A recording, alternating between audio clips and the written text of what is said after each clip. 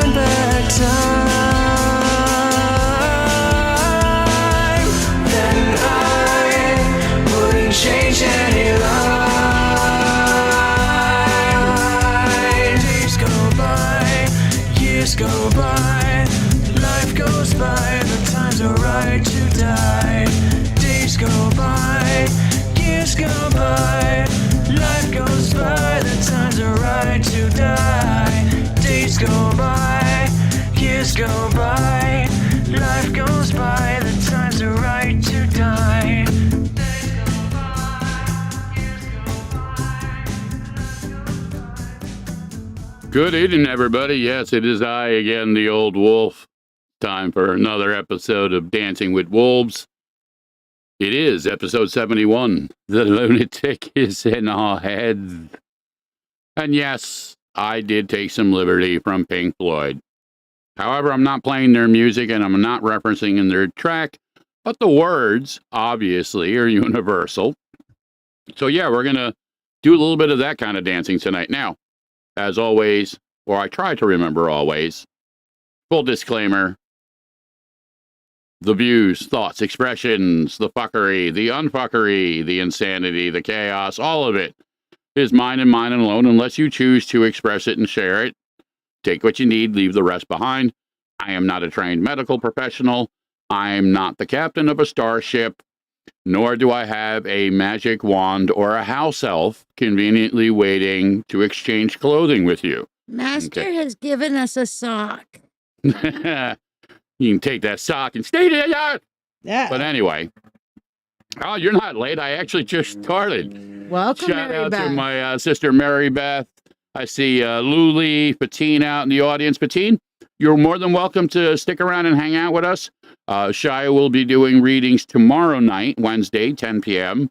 Tonight's my night of insanity. Now, she's with us, and she'll be participating in some, well, probably a lot of the fucking insanity. I mean, I'm a cheeky witch. Must be cheeky. Sorry. Yes. So she is along for the ride. Mm-hmm.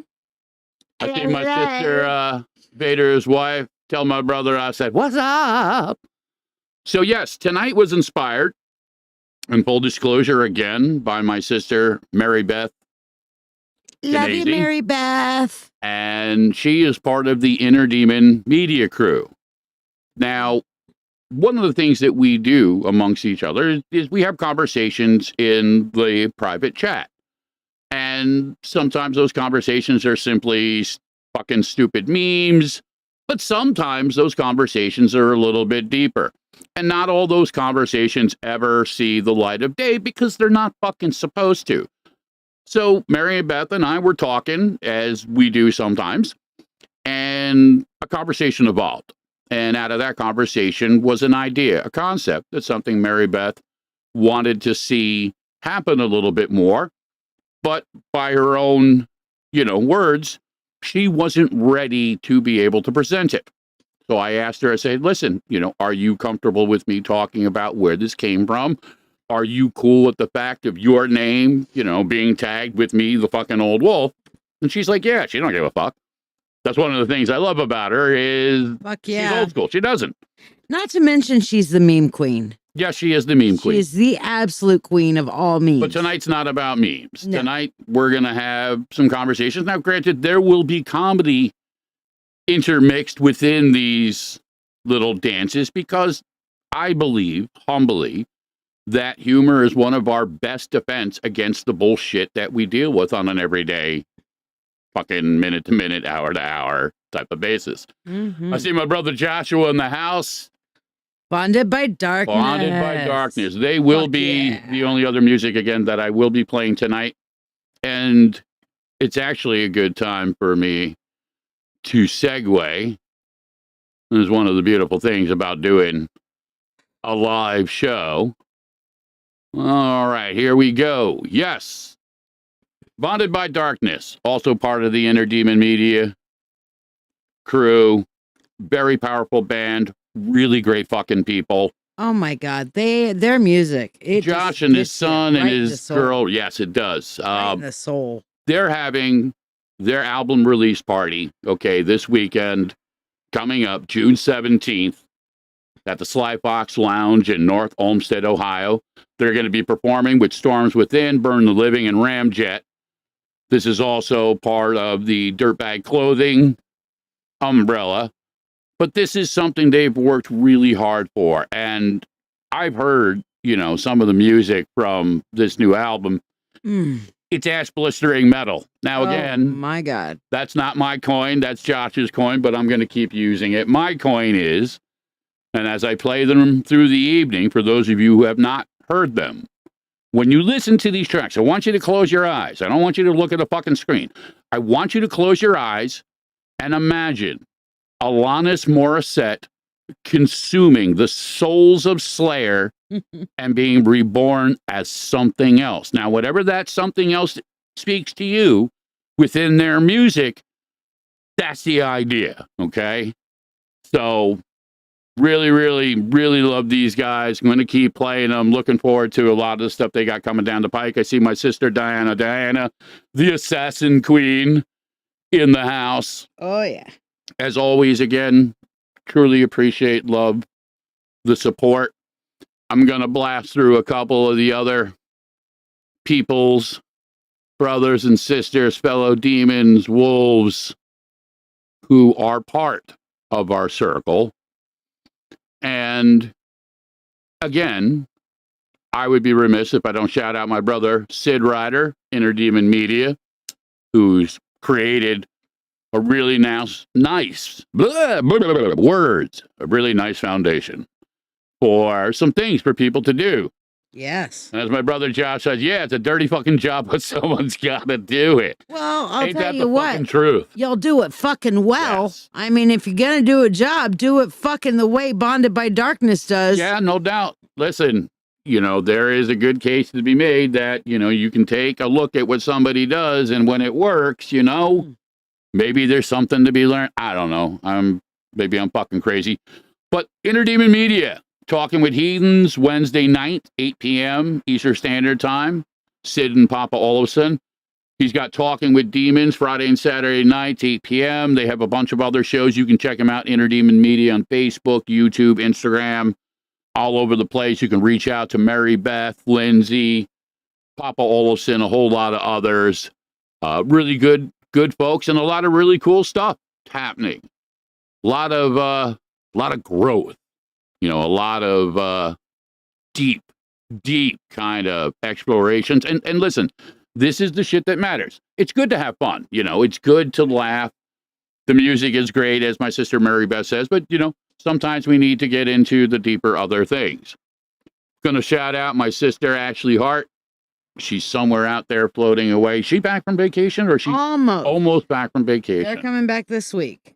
Well, Dreamcatchers with Intention. All right, my sister's got real fucking magic. She knows what the fuck she's doing, and she does it in ways that you're not going to find anywhere else. There's no other way to put it. Check her out, Hearts Creations, facebook.com/hearts, HARTS -creation. Yeah, a couple of my friends, Diane and Otivia, and I were talking about Dreamcatchers the other day, and the difference between just that manufactured bullshit that looks pretty on the wall, and then somebody who's putting their real magic into every knot that's done. It's a whole nother ball game. Well, I mean, also too, when you frame it, in the context of somebody actually creating something by hand. Mm-hmm. Again, call me old-fashioned, but, that requires a little bit of skill. You know what I mean? And listen, again, a lot of people within the community, your mentorship circle, and a lot of the others, you know what I mean? The proof is there. You know what I mean? This is not like some fucking random internet bot like, hi, I'd like to speak to you about your cat's extended warranty. No, she's a real fucking person. She's got real magic.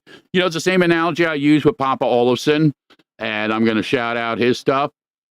While you're doing that, I got to shout out to the Queen of Darkness, the voice of Bonded by Darkness, the one, the only, the eternally sexy Raven O'Reilly. Ooh, Raven in the house. Raven's in the house. How you doing? I feel like a little worm on a big fucking hook. The witches are in the shit. house. So yeah,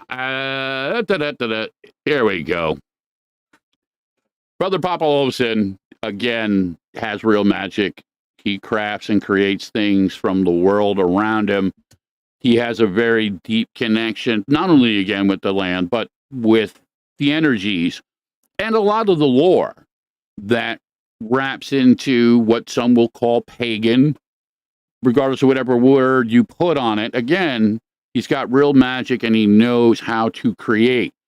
So check him out over at falbatir.com, and that's www.fjallbaetir.com. Yeah, Papa is badass. Listen, there's a picture floating around on Facebook, social media. My son's sporting that necklace that Papa made out of some elk. We went out to a show a couple of weeks ago to support my brother Brian Judah over here at WRFC and his band Days End. And let me tell you, the people were just walking up on my kid like that thing fucking stood out. They wanted it. They wanted to know where they can get it. And I'm like, well, you got to go to falbatir.com. So, yeah. Brother Papa Olsen. And again, he does the show with Sid Wednesday nights. That would be tomorrow night. Talking with Heathens, 8 p.m. on Facebook and YouTube. Definitely check it out. Really good show. A lot of good people in those circles.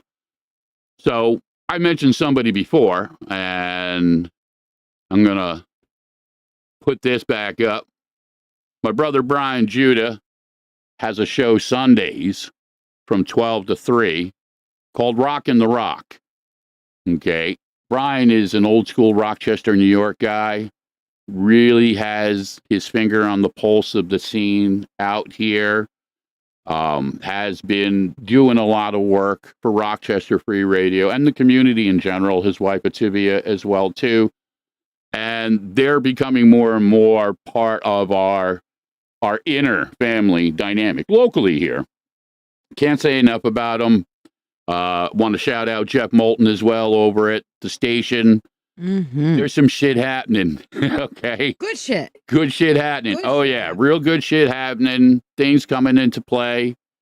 But check out my brother Brian, his band Days End, and you can listen to him, Rochester Free Radio, Sundays, 12 to 3 p.m.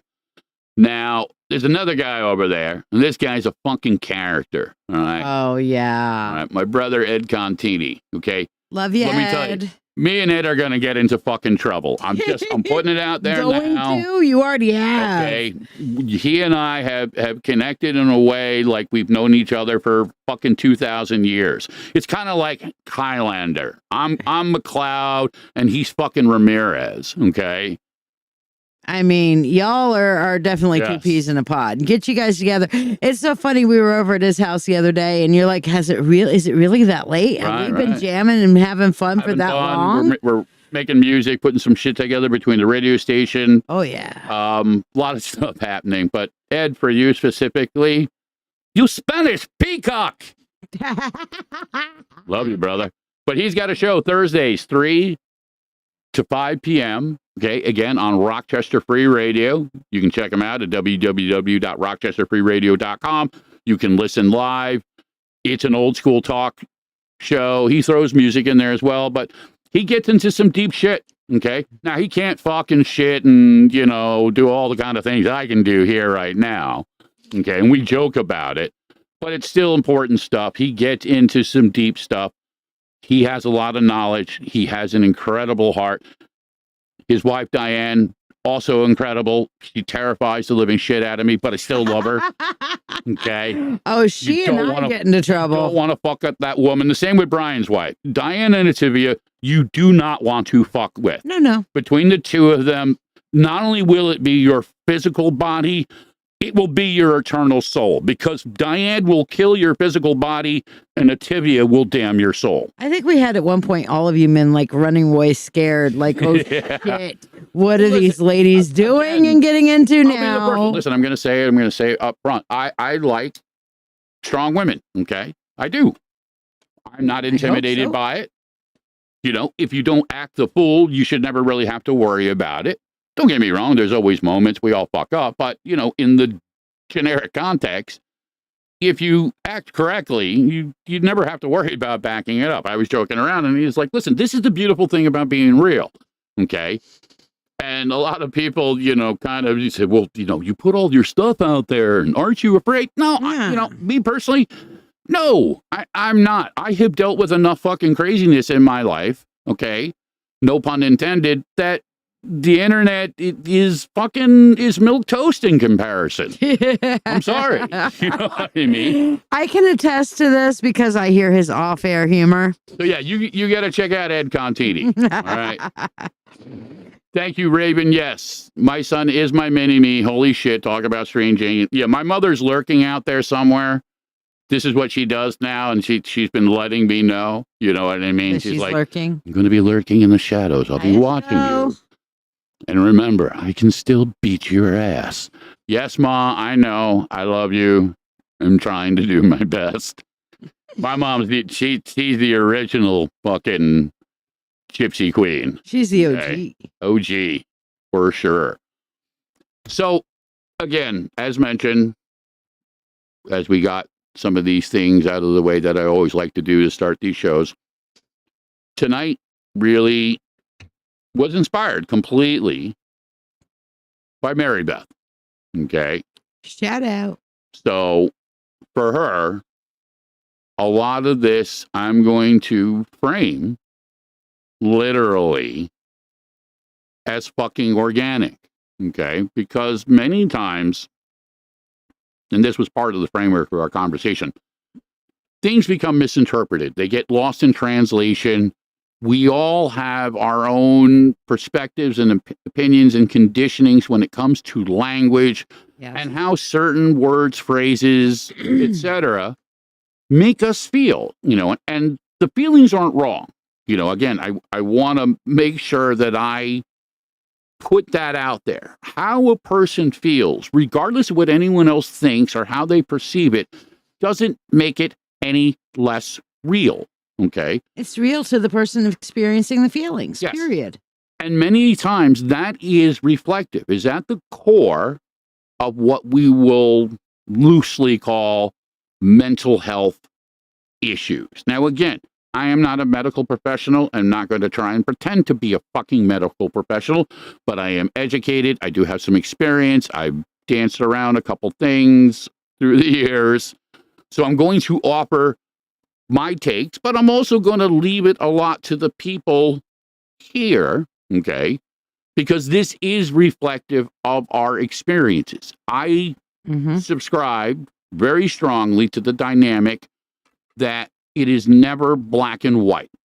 The unique elements of people in general, by default, mean that any element, when you refer to one's mental health or their emotional health, is unique to them. Granted, yes, certain things will correlate and be applicable, but it's important to start with that baseline, that what a person's experiencing, how they're feeling, regardless of anything else to them, it is real, okay?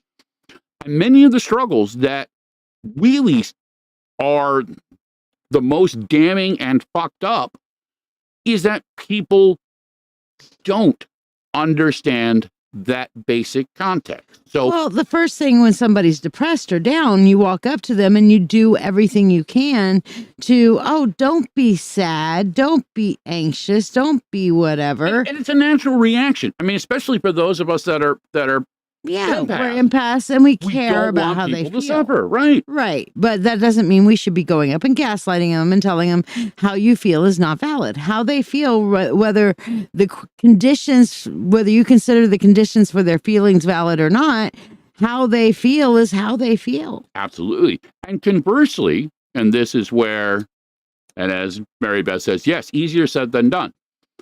But the flip side of that is in how people choose to express. Not everybody is comfortable in certain formats. Not everybody is comfortable expressing things in particular ways, be it through speaking or sharing directly or personally, but they're still going through the elements. So they'll choose other mediums. And what I started off the show and used as that specific context is humor, is comedy, be it in things like fucking memes or off-colored commentary or any number of analogies.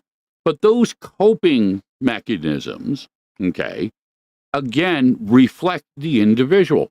So many times we have what I always talk about, these constructs, these stereotypes that, certain things means this.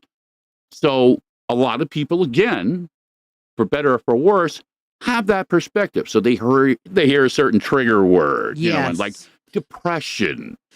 You know what I mean? And then you get into what kind of depression is it? Is it a chronic depression, or is it a situational depression or chemical depression? Oh, hey, welcome to seasonal depression. Seasonal depression, seasonal Right. affective disorder. Yes, absolutely. I mean, I'd say a good third to half of the DSM-5 is made up of depression subsets, in my opinion. Well, I mean, Right. again, part of this, again, unfortunately, is based on somebody or a group of somebody's opinion, okay?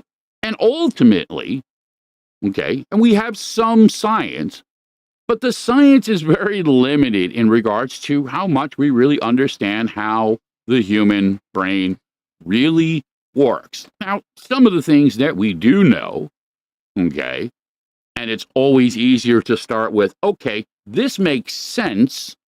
Okay. Thank you. Now, see, again, this is the dynamic, again, and what I love about Mary Beth. Exactly understood where the fuck I was going. Trauma-related depression. Don't know what anyone is going through. Be kind. Trauma-related depression is one of the, if not the most common. Yes. And again, we'll just call it as the, hashtag depression. Because trauma comes in many different forms. It may be childhood trauma. It may be sexual trauma. It may be physical abuse trauma. It may be emotional trauma. It could simply be, again, as a friend of ours had a literal on-the-job accident that caused literal brain trauma that now leads to these other things. It has nothing to do, unfortunately, for her, regards to any type of emotional dynamic, because quote unquote, actual physical, right, the wiring has been damaged. Yes. You know what I mean? And trauma is like the root of so many different mental health diagnoses, not just depression, but anxiety, PTSD, complex PTSD, schizo. Yeah, you can name a whole bunch of things that trauma can spawn. Right. And again, I've talked about this a lot, and I know a lot of other people talk about this, but as Mary Beth says, her stupid memes make people's day. And a lot of people need that. Laughter, again, is a positive energy. Humor, okay, reflects healing. And even if it isn't anything more than deflecting the moment, I talk about it in the analogy that it's the lesser of two fucking evils, especially when you look at what the other options are. Now, some of the obvious ones, and again, I'm going to use the things that I think are easy for people to see,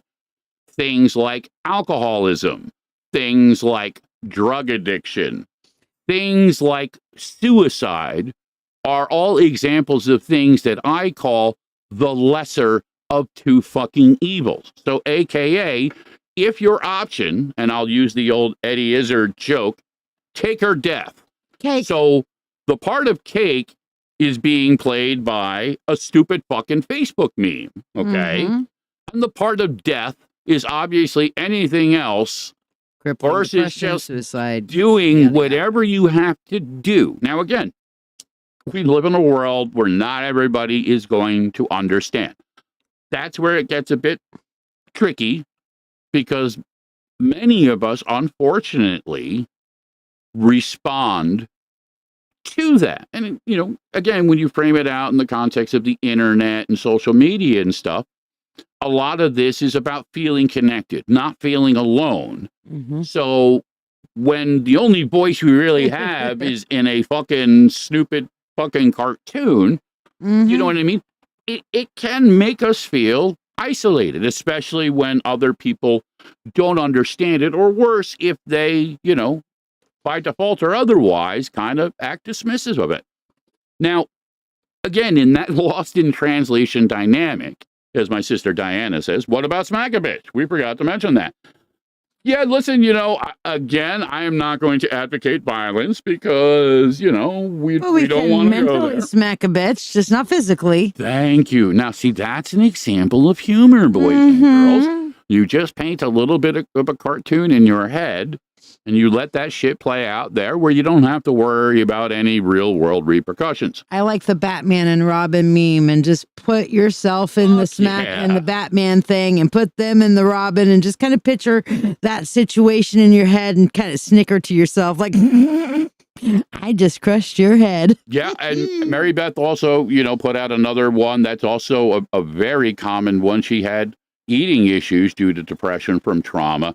So, yeah, those coping mechanisms, are universal in many ways. Now, again, that doesn't mean that everybody, becomes an alcoholic or everybody becomes a drug addict. By our nature, we tend to compensate. Every person everywhere does. It's like you say, it's part of the human condition. We do our best to feel good. We want to feel good. So we're going to take the negatives of life and try to translate it in some way that we feel better. Right. And then sometimes you have a moment, literally, like the universe hands you a moment, like it just did me, that my brother Chris Miller just jumped into the chat. He's like, hello, my brother. I sound like a cartoon. I got smacked by a bitch. Thank you. Okay? Fucking manna from heaven. The ultimate cartoon character, Chris Miller, shows up. Literally, it was like, like the pentacle was drawn. Summoned. We summoned. And we summoned that particular demon. That demon just bang. It's fucking there. Do do do. And for Mary Beth, she says, it's important to us. It's a form of therapy for her to make people laugh. Now, other people, and I'm going to use the analogy because I know she's fucking listening. My sister Susie, she's not about making people laugh per se. The shit that's going on in her mind, is like, like one of the Hellraiser movies. Oh, she's not going to suffer any bullshit, that's for sure. Your flesh is going to be peeled from your fucking body, and she's going to stand there and enjoy your fucking torment. Your suffering shall be legendary, even in New Jersey. Context is important. I don't want to paint her out to be some fucking Lizzie Borden, because she's not.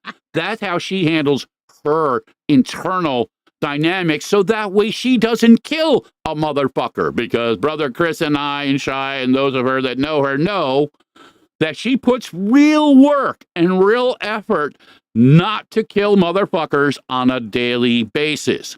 So there is a great living example of the lesser of two evils, and I, for one, am grateful, because I don't, want to have to go bail her out of jail, and I don't want to see her on TV having to go up for all the deaths that will inevitably be, but I'm also reassured that if she is the Antichrist, at least I got a spot at the fucking table. There you go. Yeah. And that's sarcasm, that's comedy, and that's how we deal with some of our demons and our wolves. Hey, listen, not all wolves are friendly. Make no mistake. There are a lot of motherfuckers out there that talk a really good talk and like to play the wolf. And you know why they like to play the wolf? Because they want to get in close, because they want to bite your fucking ass and they want to chew on it. Okay? Yes, Diana, and my sister knows exactly. The George Carlin method of humor mixed with a bit of fuck you. Yes. Liberal sprinkling of fuck you. Liberal sprinkling. Yes, and, listen, if what works for you, if you have to worship an idol of Joe Pesci, you know what? I'm not going to begrudge you that. Okay? I truly believe that, and all joking aside, the only real hope for the future is we have to find common ground. We have to stop with this fucking stupidity. Who gives a shit about who's fucking who? All this other fucking distractionary bullshit. When we have people around us that are suffering, people around us that we're losing because we just don't have enough time, or we don't have the resources, or a whole lot of blah, blah, blah bullshit, and we're not taking care of each other. So, granted, again, I don't have a fucking magic wand, but I will, to the best of my ability, I'll put it out there. I will support my brothers and sisters. I will try and hold the middle ground, okay, and say, you know what? I'm not going to judge you just based on this. I'm not going to just push you out the door because of that. Don't get me wrong. If you come fronting to me as a card-carrying fucking Nazi, yeah, you're over, okay? Same analogy, okay? If you show up and you're trying to sell me a Scientology contract, I'm going to tell you to go fuck yourself, okay? But the same analogy, if you come fronting to me like Charlie Manson trying to be like, hey, drink this Kool-Aid, I'm going to put my foot in your ass, okay? And I'm not even going to think twice about it, and I don't give a fuck, and I'm not going to apologize. I'm The wolf done does bite. fucking apologizing. Now, some of this, and Mary Beth hit this very, very squarely. It's easy to talk about, and it's incredibly difficult to do. Now, for myself, some of the only things that I have found that work for me, and the voices in my fucking head, is to use music and comedy. They are my two control mechanisms, my magic, as I call it, that allow me to not go off the reservation. And again, no pun intended. It is by default what I learned, for better or for worse, and it's how I adapted. Again, when we talk about these things, when we talk about depression, when we talk about trauma-related aspects, again, it is incredibly important to remember that just because it's something to one person or it is an experience to them doesn't mean a fucking thing to the next person coming down the line. It might, but a better than average chance it's not, because perspective, again, is unique. Now, again, conversely, many times we react to things and they trigger us, and it's not the intent of the people around us, okay? And it becomes this kind of a catch-22 well, this is triggering me, this is making me feel this way. And then the analogy, well, was that the intent? And the only thing that separates those two, the only thing that really clarifies and qualifies any of this is what we're doing now, is communication. Having the conversation. Right. Conversation, communication, again, however you want to frame the language, the spelling, The spell. if you want to put the witch twist on it, that's where it begins and ends, okay? So the first thing, and this is how it was explained and taught to me, and this is how I approach it, and this is how I teach it, you have to start with the communication. And communication requires two things. It requires honesty, and it requires open-mindedness. Yes. Okay? You have to be open to the simple dynamic that I might be wrong. Doesn't mean I'm wrong. Except if you're me, I'm always right. Well, and this is the part of the show where Shia is literally, Shia's going to come in and literally take a big shit. And here you go. Here, no, listen, this is your steaming moment. Enjoy it. No. Okay, fine. No, I mean, it is our defense. If somebody calls us out and makes us feel like, hey, maybe you're wrong. We don't like being wrong. So we do typically go on. Honest. No, listen, that's a fair analogy. And people don't like being wrong. But again, it doesn't mean that we're wrong for feeling that way. And again, this is the separation. This is the next step. When you have honesty and you have that open-mindedness, okay, now you have the two together, which allows us to simply not react. When you do not react, okay, if you do not allow that initial click, like a light switch, to happen, okay, and again, it doesn't happen automatically. It takes practice, just like riding a bike. But when you train yourself to not react, you tell yourself, pause. You give yourself that moment. Many times we can, by that simple action, stop whatever trigger process is happening. Yeah. Well, as Witchy says, I'm never wrong. She's just learning. You know what I mean? But listen, self-esteem is important. So, I Yes. get it. And People you know want to, sometimes people's defensiveness over not wanting to be wrong is a trauma trigger in and of itself, that they have been put down and gaslighted so much that they just got over Right. defensive. and some of it is in context and how words are used, and which, using witchy bitchy Nikki. I'm sorry, I had to do it It's because so that fun. name, It's fun to say. that name is just, It it's like a is. neon light just Witchy bitchy fucking Nikki. Witchy bitchy on my Nikki. screen. Witchy bitchy Nikki. We love But it. when we frame it, it's just, well, okay, it's not that we're wrong, we're just learning. Okay, there is application for it. But again, I would suggest, and again, I only throw this out as the devil's advocate, that it's a slippery slope. It is. Okay. If I do something obviously wrong, okay, I should learn from it and I need to accept it, but it doesn't give me the justification to be like, well, I wasn't wrong. So context that. does matter. And thank you, Witchy just made the absolute best example of what context really means.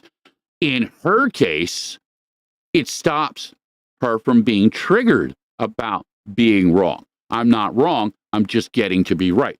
So she's not avoiding the responsibility, not dancing around the semantics of language. She's using it specifically, personally, within her context, her trauma, her trigger. It's unique to her. And this is, again, and thank you very much, Wishy, for this, because I couldn't have asked for this better. This is the example of why we have to have fucking communication. Because at its surface, we take something and it doesn't always translate the same way because we have a different perspective. But when we put the extra words in, when we actually now paint the entire picture, and use the elements of things like context. Why? What is this to you? What is your experience? Then we can learn and understand and simply be more tolerant and understanding and supportive of each other. The example I've been giving for years is if somebody comes up behind you and pokes you really hard in the side, you can have several different reactions or you can choose an action. One reaction would be to turn around and say, ow, and smack a bitch. That hurt. I'm going to hurt you back. And at that point, you've ended the conversation because now you're in an escalating situation. I hurt, you hurt. Or you can turn around and say, ow, fuck you, and react again in a verbal violence. Or you can say, ow, and run away. Or you can turn around and say, ow, why did you do that? And you may learn that the person that poked you was trying to be playful or needed your attention. You can explain, hey, that was an inappropriate way to do that. But here I'm listening, let's engage in the conversation now. Absolutely. Now, again, Dawn, it's hard to explain. We're dancing, as we always do. So yeah, feel free to hang out and join us, and you can go back a little bit later. Nothing's wrong. We are discussing kind of getting into coping mechanisms for right. mental health, trauma, some of the now here's an important clarification though.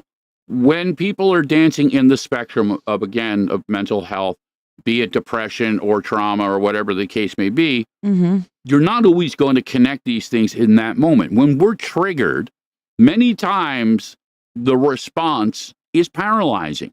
Many times the trigger is so fucking ridiculous that, no, I'm sorry. Yeah, maybe that.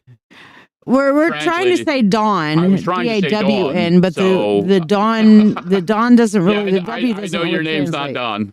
So we're trying to say dawn. Dawn. Yes, the mics and the translator and the encoding doesn't always or accents doesn't always translate through. Yes. So, but yes, the little, and listen, that's a great example. Miscommunication. Be it as someone mentioned, with the age of electronic communication, but in a simple element of how my voice sounded coming through the fucking microphone and coming through into every place else that it goes to. Well, what would you like to be called? We'll call you whatever you'd Yeah, like. listen, a lot of Make people your own name. have adopted names. Diana is the assassin queen. Mary Beth is the meme queen. I go by I'm the old Shia. wolf. I go by Shia, but that's not the name on my birth certificate, but that's the name everybody in my life that knows me calls me. You Yeah, know? listen, we try Including and my own support mom. everyone. Again, Exactly. as long as nobody is bringing, like flamethrower, napalm kind of hatred, bullshit type of stuff, we try and be inclusive. Exactly. You know what So I if mean? you want to pick a different name, pick a different name. Absolutely. Feel better, as they say. Exactly. See, now I knew this. My mother. You knew your mom was there's lurking. This is a trigger for her, so she's going to jump in, and I'm going to quote her: "If you live too long with a narcissist, it takes real inside work to have healthy reactions." Yeah. And that leads us to, the unfortunate reality that people are conditioned by their traumas. This is Truly. not what they want. They didn't choose to be this way. They don't like it. They're not happy with it. But it is a cause and effect dynamic. And that reality puts us, especially those of us around, okay, we'll call it the collateral damage zone. We don't understand it for what it is many times because we're not experiencing it for what it is many times. So this now becomes indicative of what leads us into mental health aspects, why the lunatic is in our head. And make no mistake, the lunatic is in all of our heads. Every one of us. To some degree or another. That is the human condition. No matter how much semantics you want to fucking spin it or throw fucking dogma or science or whatever, it's in all of our heads. Anyone who says otherwise, I'll point out a liar. Well, I don't want to be that wolf. I'll be that witch. But it's my opinion, and I'm gonna throw it out there. But my mother makes a really good point, and she understands because we have a shared experience with, a really nasty narcissist and the damage that it did to our family. That to this day, still decades into it, and we're talking many, many fucking years now. All right. And the cocksucker isn't even still alive. And yes, I reference my father as a cocksucker. Gee. See, and guess what? It makes me feel tingly and good inside. That's part of my trauma response, how I handle it. So that way I don't ever end up like him. My choice. Okay. Granted, yeah, it's a bit off color. I'm sure somebody's gonna be like, that's fucked up. You shouldn't talk about your father that way. Well, I shouldn't have had a fucking father that way, okay? He doesn't get to fucking wear that fucking name tag as far as I'm fucking concerned. And I'm sorry, Mom, I didn't want to wake up Esmeralda, but listen, sometimes she should dance as well, too. I mean, we are dancing with wolves. Sanctuary. And in many ways, you are responsible for the current incarnation of the wolf, okay, a.k.a. me. So, I mean... You get the blame and the listen, blessings. If you're hiding in the shadows, it's cool, but if you step out, you taught me this, okay? You got to know how it's going to go down, okay? But I do love you. I guess the point is we all have our compensators for our trauma triggers, for our mental health, whatever it happens to be, whether it has this label or that label. We all have our trauma triggers. We all have our compensators. And all we need to do is find a compensator that works for us that doesn't turn around and take a big, giant, steaming shit on everybody around us. That's the balance that we got to find. I love Mary Beth's way of doing it, that she brings humor to people and that helps her. Me, I bring healing to people and that helps me. That sort of thing. And thank you. My mother threw out the next incredibly important tool, and it really is, again, humbly, in my opinion, the best. People. You need to find people who will support you, who will love you, who will accept you, who will listen to you. And it's not always easy. Okay, a lot of people are full of shit. A lot of people have ulterior motives. Sometimes it's hit or miss. That's the nature of the beast. That's the shitty reality, is you have to fight. You have to fucking fight. There's no other way around it. There's no magic potion. Okay, a lot of people will say, hey, take this drug. You know what? It might, again, get rid of, certain particular feelings or all fucking feeling. Mm-hmm. Okay, I have some very, very strong opinions about the overuse of pharmaceuticals to deal with people's pain and their traumas and their issues. However, I'm not going to segue too much on that. But what I do know works is when you can get with people who will listen, who will Yes. share their experience. And it doesn't matter if it's through a church, it doesn't matter if it's an online group, it doesn't matter if it's a street corner doo-wop group, okay? Whatever works for you, okay, it's just that. It's for you. But it has to start with other people. These things never get better by ourselves. They don't. If we are left to our own devices, if we are allowed to spin in our own fucking heads, okay, it ends badly. It always does. Now, granted, you still have to do the work. So to some degrees, you do have to dance inside your own element, but having other people to help and support and guide is crucial because, again, as I started with a big section of this, a lot of this is lost in translation. So, again, the equation becomes, well, if I can't understand it, I need somebody who can. Yes. It's Strength in numbers. well, not just strength in numbers, but again, old school context. Here's a practical analogy for people to use. If you're not a car mechanic and your car's making funny noises and not running right, you're not going to take it to Burger King to get it fixed. Okay? You're But they going to said look I for could a have it fucking my mechanic. way. Right. So when people go looking for solutions in places where there's no fucking reality that there's going to be any kind of solution, we tend to get frustrated, we get disappointed, and then we're like, oh, well, I tried and didn't. Well, no, it's cool. I get it that you tried. You have to really, again, look at it outside of your own perspective. Now, again, context, again, matters. So if you've been through a particular dynamic of thing, just as the analogy for alcoholics, you might go to Alcoholics Anonymous, okay? All right. If you're somebody who's going through cancer, maybe you join an online cancer support group, okay? Or maybe you go down to the local church. If, your issue is, self-identity, maybe you take a course for acting or for poetry. Again, this is one of 10 million possible analogies, but the analogy is simply do something, just don't do nothing. One of the great tools that was shared with me that helped me a lot was volunteering, doing things for other people simply for the context of doing it. Okay, not to get paid, not for, fame or anything, just simply, okay, this is something that needs to be done and I'm going to do it. Okay. That's actually something we were talking about a little bit last night on my live was, that as empaths, we actually get a little bit of a serotonin/dopamine rush by being able to see that we're helping somebody else, that Absolutely. we help somebody come out of It'll their, make you feel better. yeah, it does. There's actually this nice little feeling that comes with it. Positive energy, again, is healing. It will change the dynamics. Just as the flip side, if you're exposed to radiation and you get sick, if you expose yourself to positive energy, it will help heal you. It will allow you these other elements, and again, depending upon your situation and your needs, and I'll use the old analogy again, take what you need.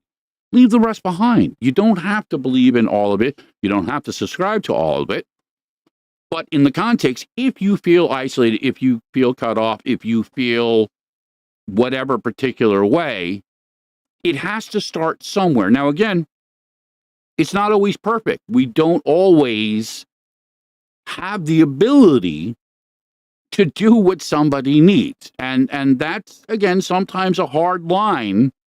You know what I mean?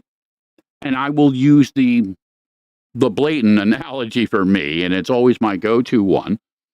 I usually will not go anywhere near a context trauma situation with a woman that involves something sexually. And it's for a simple analogy. As a man, I cannot truly understand and relate to that element for a woman. I can empathize. I can feel bad. I can say, you know what, that's fucked up. That fucking person is a fucking asshole. I'd like to beat the shit out of him. But I don't have any practical experience. I don't have the same perspective. So I really don't have anything to offer besides, you know what? You know what I mean? I can support you. I can love you, but I can't give you insight. I can't give you the things that you're really going to need. So my analogy, somebody like me who is a survivor, right? I can understand, I can relate, I can listen, and I can truly hold space and say, you know what, I understand what you're feeling here because I've walked this road. Right. And that's what I'll do. I will be honest in the moment. I'll be like, listen, you know what? This is something beyond me, but I know somebody that can relate to it, that will understand it, and I will always send it down the line to a woman. And I've done this with my mother. I have quite literally sent other women to my mother and said, listen, you know what? This is the person you want to talk to. You know what I mean? Yeah. And it's an honest truth. It's a truth that needs to be spoken because it's not that we don't care. And I understand a lot of guys want to be supportive and they want to help. Okay. And I applaud that. But there are some simple truths. And I'm not getting into the debate about how people, you know, maybe identify as this or they've gone through, you know, a change or whatever. Emotions are still the same. It doesn't matter if you're a man, a woman, if you're a fucking beaver. Okay. Emotions are the same. Yes. But in being able to translate, okay, guess what? It's the same analogy for me and the beaver. The two of us aren't going to be able to have a conversation because we don't speak the same fucking language. Okay. So for men, and you know, a little bit of soapbox moment, this is my same argument for men really have no place in telling a woman what to do with their body. Okay. There's the simple argument. Okay. We don't want anybody telling us to do with our dicks. Simple analogy. Then don't tell women what to do with their vaginas. Okay. Hey, win-win scenario. Guess what? The argument's fucking over. God, you're so sexy right now. Oh, God. But no, it's true to have a man, an ally that's going to recognize and see these things and understand them is great. And it's the same thing, you know, men having men issues, they need to talk to other men who have been through those things, you know? And listen, Raven, you know, I know it's an analogy that Josh understands too, because he and I have kind of discussed it indirectly with some of the nuances, unfortunately, especially within the metal scene, with women fronting metal bands and a lot of the stereotypes and the fucking, you know, shit that, you know, let's call it for what it is, the misogyny and, you know, a lot of these guys, they're only in it. And you know what? Behave. You're live. Did my mother really just... Your mother just said, behave, you're live. It's so Wow. cute. I giggled over it. I love it. That's fucked up. That's not me because I was the one doing the sexy comment. Well, my mother's right. Listen, it's a journey and it'll get better in increments. You know, yes, it does. My mother went through the deep dive where she wanted to punch people, punch the wall, scream fuck, to remembering to breathe first. And yeah, listen, we all have to go through the harder, deeper parts, you know, and as Witchy says, you know, not always can we have people replace the dynamics that we have. So it gets tough. We feel disconnected. We feel lost. And, you know, I don't subscribe to, you know, I don't believe that people need to be fixed per se. You know, many times it's an analogy of just being understood. Well, you know what I mean? Let me give you a perfect example that just occurred here on this very podcast tonight, which was, you know, Nikki is going through with her son who's kind of picking his life up, and she came on and mentioned that to me and asked me to light a candle on his behalf. And while we were here live, you're staring at the candle right here. I lit that on his behalf. And, Nikki knows that she is supported. That is another coping mechanism. Being able to go to another person and know that they're going to give a shit and hold space for whatever you're going through. Thank you. That was a beautiful little moment to throw in there. Yeah. You know what I mean? And again, it's never perfect. You know what I mean? We all have those moments. We all struggle. We have those moments where, again, our fucking defenses come down and we're triggered. And a lot of us struggle, because we've been classified. Somebody somewhere said, well, you have this. Well, we have a solution. And that solution usually, again, is in pill form. Or, you know what I mean? Well, as a mental health... Intense therapy that, costs $500 a fucking hour. Or when I was working in mental health for so many years, I dealt with helping people with disabilities get jobs. And I'd say a good 3/4 of them were mental health style disabilities. And the first thing that happened anytime they went into anywhere to try to get diagnosed, to try to get help is, how do you diagnose somebody with this particular mental health thing? Well, if we give them this particular medication and it works, then this is their diagnosis. And if we give them this particular medication and then that works, that's their diagnosis. And it's like, you're not diagnosing based upon behavioral patterns and issues and understanding the person. You're just throwing a pill at them. And if this works, then you're bipolar. And if this works, you're chronic depression. Hey, listen, I think a lot of people recognize this when you look at your homeless communities, when you look at some of the underlying ugliness that exists within our cultures. And I'm not just talking the United States, I'm talking all over the place, but I'll use a universal analogy for myself and for Josh and Raven. New Orleans, okay? New Orleans literally has encampments cities under the bridge, the freeways and stuff, and a lot of those people are displaced and are struggling with some form of mental health issue. And a lot of those issues, a lot of them, okay, are veterans. They are survivors of rape and incest. They are drug addicts, alcoholics. Which they become drug addicts and alcoholics because they're compensating. They are the elderly, those who are just simply not useful anymore. Brother Jonathan says, yeah, saw that on the south side of Oklahoma City too. Listen, it's happening all over the fucking place. Really? And it's been going on for a long time. My sister Tivia was talking the other day, and we were all hanging out, and she was talking, literally, she shared a story about her mother and, how back in the day, women, when they were emotional, they were thrown into fucking institutions. You're having hysterics. Right. That was the solution to make women disappear, was to have them fucking committed. Okay. True fucking story. No, they're not lying. And this PMS institution. This was something that was used a lot.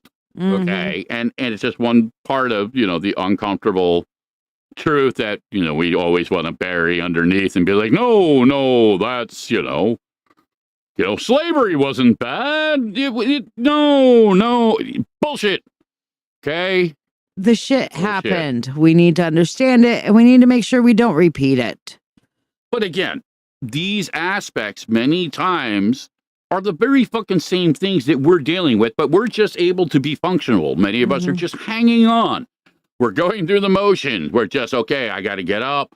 I got to show up here. I got to do this for 8.5 hours, get the fucking check, get the fuck home, and then just completely melt down for 10 or 11 hours until I got to get up and start the whole fucking process again, or, any number of analogies. Try not to fall apart in the meanwhile. Right, that, people will use to compensate to keep themselves from falling off the goddamn ledge. I like what your mom said there. The hardest part is learning to trust and knowing that there will be times that you choose the wrong person. And sometimes you do just have to burn that bridge and walk on. When you're recovering from any kind of trauma, learning who you can trust and who you might just accidentally be trauma bonding with, and knowing the difference, that's hard. And that's why the strength in numbers, and you have multiple people. And Witchy, thank you for throwing it out there. For those of you at home who are not watching, I'm going to quote Witchy directly. Her grandma, my grandma, had type 1 diabetes, wasn't diagnosed till her 60s when she died in a coma. She was diagnosed schizophrenic her whole life based on what men had told her doctors. Again, I know my mother has some stories from back in the day. This is just one of many examples of, unfortunately, what has conditioned many of the responses and, to some degrees, how mental health a lot of times is addressed. You know, there are stereotypes. They are the scarlet M. You know what I mean? You know who threatened that I had that dark book, and you might be right. Listen, again, we will challenge ourselves. We will sometimes have to look into the darker places. Again, there is no perfect solution. I only suggest from experience that if you know you're going into a dark, fucked up place, it's always better to have backup. You know what I mean? So bring somebody along. You know what I mean? Don't try and do it on your own. Can I just point out that narcissists in general love telling empaths they're fucking crazy? Well, listen, that's like their major go-to. That's an old beat stick. You know what I mean? Stop being so emotional, You're puppy. emotional. You're crazy. You're hysterical. All right, listen, we're going to take a break because I want to play some music for my brother and sister, Bonded by Darkness. Yes, again, they have a show. So I'm going to switch this up real quick again. I'm going to be throwing up. Listen, this is the last podcast I have before this show. So again, anybody who's out in the Ohio area, North Olmsted, Ohio, June 17th. Bonded by Darkness album release party. Okay. And if you're not in the Ohio area, you know what? Look them up on the internet. Listen to their music. Download it. This shit is powerful to your soul. Thank God for Shy. I am so not good with all this social media. Listen, my mother will laugh at this. For as much as I thought I was tech cool, you know what I mean? Between her and my kid, you know what I mean? I'm just You run circles around me on the computer. I'm ready just to go out in the backyard with a fucking banjo and just sit there and become like a fucking lawn gnome. Or in this case, a lawn wolf. I'm just a social media mongrel, I guess. I don't know. Take your pick. But anyway, listen, we're going to... Yes, look them up. They are awesome. They are awesome. We're going to fucking clip out real quick. This is their new track, Devil in You. Really cool. And again, they'll be playing June 17th, North Olmsted, Ohio. Listen, that show is cheaper than parking for anything else. All right. And let me tell you, when they get to the point that actually somebody figures out what they got going, and then they're playing shows that are going to cost you $300 or $400 a clip to get the fuck in, you're going to wonder why you didn't go see them when you could. You know, and my mother knows. My mother saw Led Zeppelin. Mm-hmm. Okay. So, yeah. Totally jealous. So here it is, The Devil in You, and then we'll be back.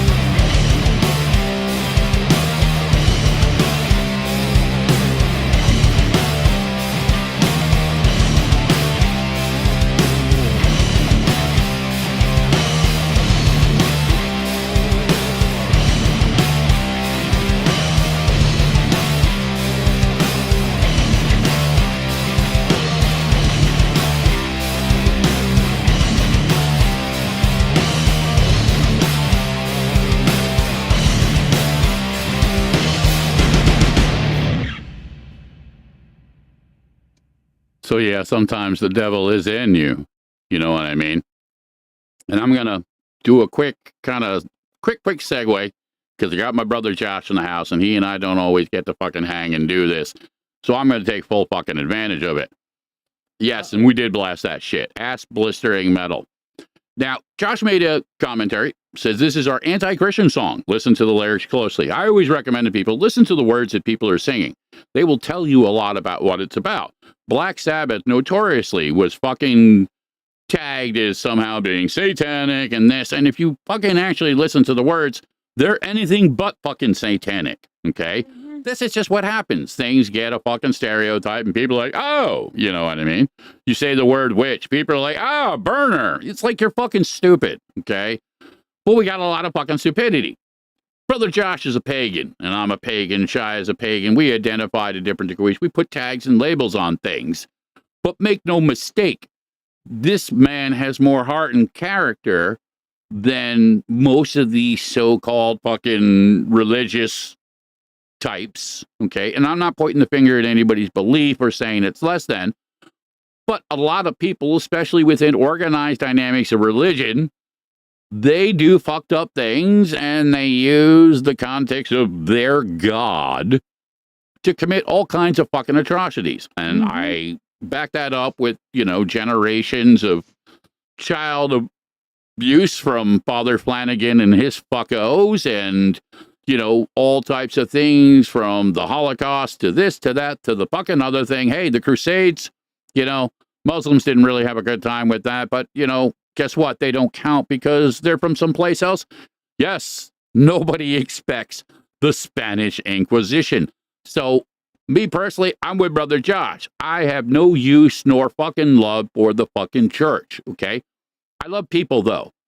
Now, for those of you at home tonight playing the tabletop D&D version of the podcast, okay, Bonded by Darkness, we're going to kind of frame this and give you guys an actual visual. Josh is the fucking big giant orc, and he carries a fucking axe that coincidentally looks like a fucking guitar that does smash. Yeah, does all kinds of fucking damage. You don't want to fuck with him. But he's kind of like Shrek. You know what I mean? He's not an asshole. He's not evil. He just wants to be left the fuck alone. He doesn't want you in his fucking swamp. Okay? Raven, on the other hand, is the elf. And she got some fucking powers.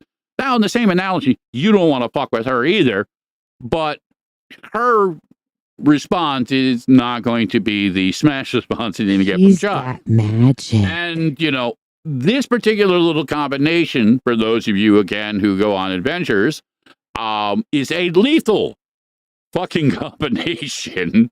He's got magic. Listen, if you've got them in your corner, if they say they've got your back, you're going places.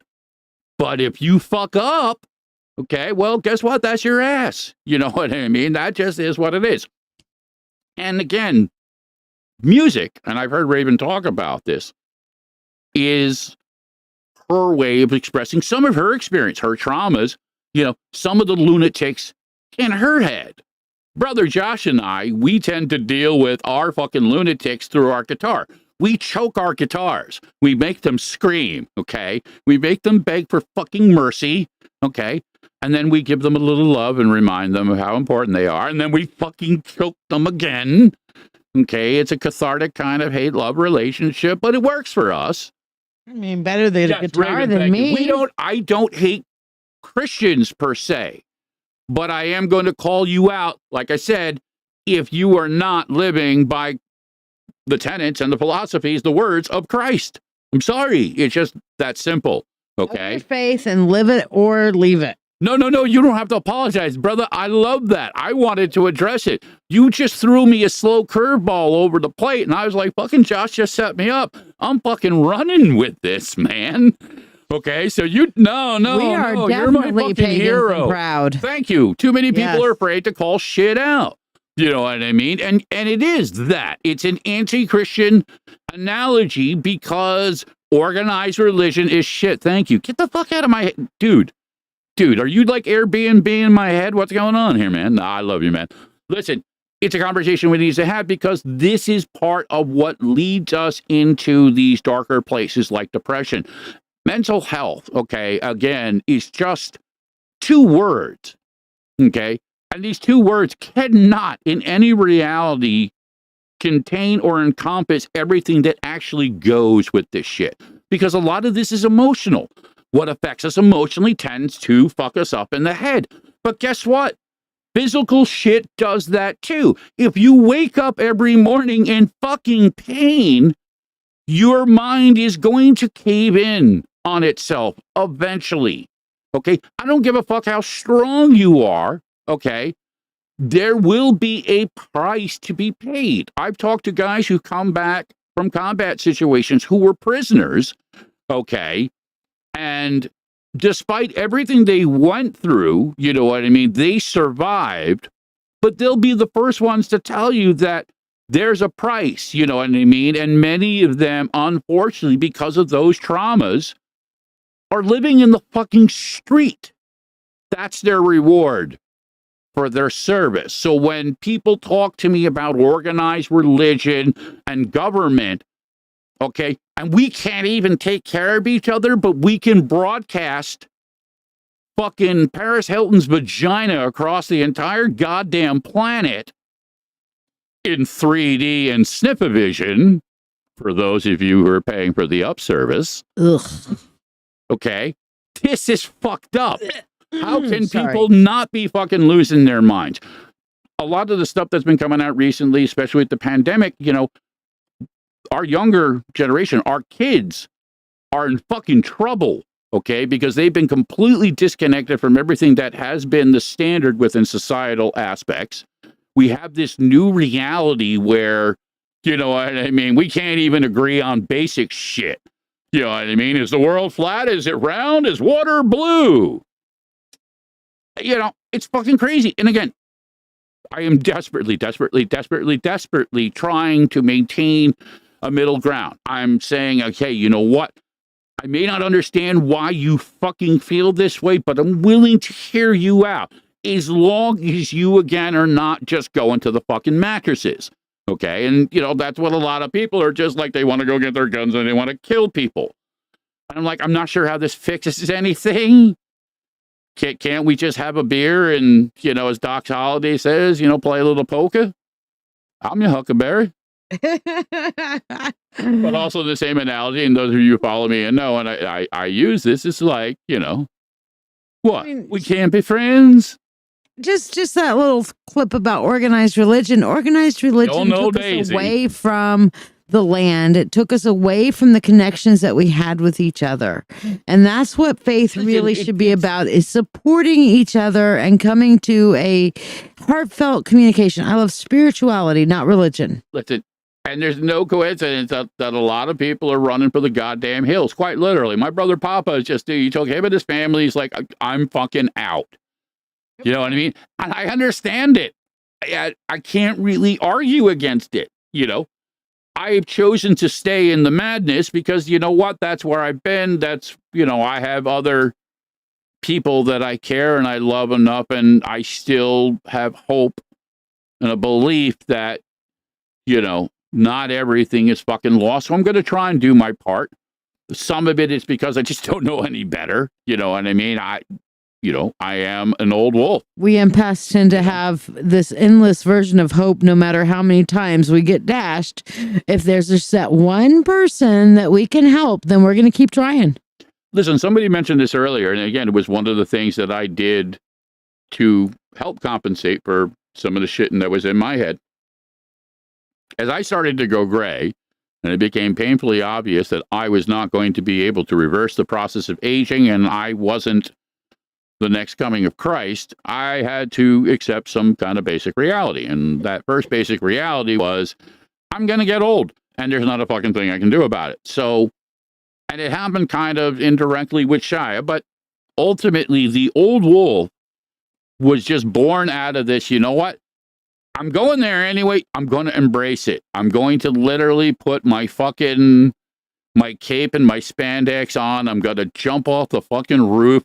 I'm going to make a fucking spectacle. He's the golden of it. god. I am a golden god. Fuck it.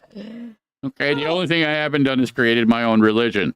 For those Yet. For those that don't know where the old wolf thing came from, is there's a book series that I enjoy that has a rather timeless, smart-ass, cheeky, long-haired, does what the fuck he wants wizard that is actually behind the scenes controlling everything, and nobody realizes that this guy, who can be a wolf too, is really the power behind everything. So this was like me recognizing, hey, this wolf here is an alpha wolf. But the persona has kind of It's become your own. Well, listen, it's been around me in other incarnations to some degrees. I've always had, this fascination.